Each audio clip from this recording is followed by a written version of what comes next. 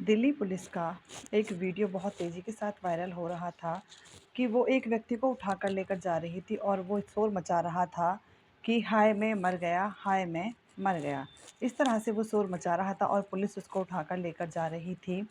तो वो शोर क्यों मचा रहा था जानने के लिए आइए सुनते हैं आगे की कहानी। तो एक ऐसा होता है कि 22 जून 2026 को लगभग 11 बजे का समय होता है। एक लड़की होती है 11 साल की जो महरौली के स्टेशन पर अपने माता-पिता और भाई के साथ में सो रही थी। क्योंकि उन लोगों को आगे ट्रेन पकड़नी थी तो उनकी ट्रेन का समय में टाइम था आने में, तो वो लोग स्टेशन पर ही सो गए थे।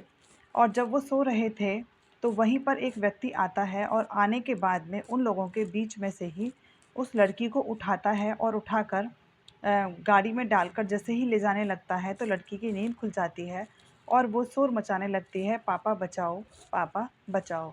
इस तरह से वो शोर मचाती रहती है, तो उसके पापा की आँख खुलती है और जब वो आँख खोलकर देखते हैं, तो उनके पास उनकी बेटी नहीं होती है।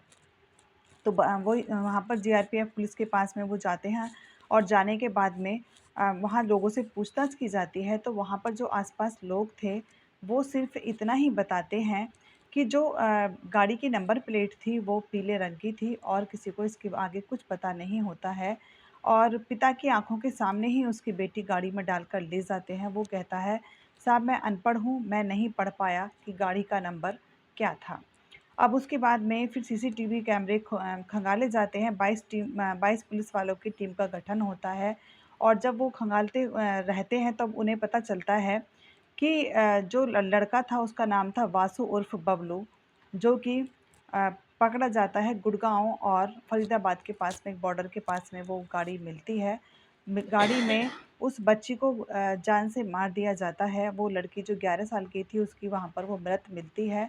उसके बाद में वो पुलिस हॉस्पिटल में उसे सौंप देती है और हॉस्पिटल में भेजने के बाद पोस्टमार्टम के बाद उस लड़की का जो शरीर था, वो उसके माता-पिता को सौंप दिया जाता है। लेकिन जो ये वासु उर्फ़ बबलू होता है, वो जो कह रहा था कि मुझे बचाओ, जो बेटी कर रही थी, शोर मचा रही थी, तब वो व्यक्ति की जो रिपोर्ट आती है, वो कहता है कि मैं तो नपुंसक हूँ और मैं किसी लड़की का रेप नहीं कर सकता क्योंकि पोस्टमार्टम की रिपोर्ट में ये पुष्टि की जाती है कि उस 11 साल की बच्ची की रेप के बाद में मृत्यु की गई है।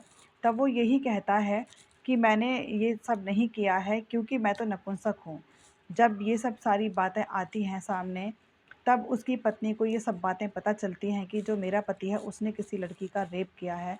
तब वो कोर्ट में आकर बयान देती है और कहती है पुलिस वालों के सामने कि मेरा पति अगर नपुंसक होता तो मेरे पास में 2 बेटे कहाँ से आते?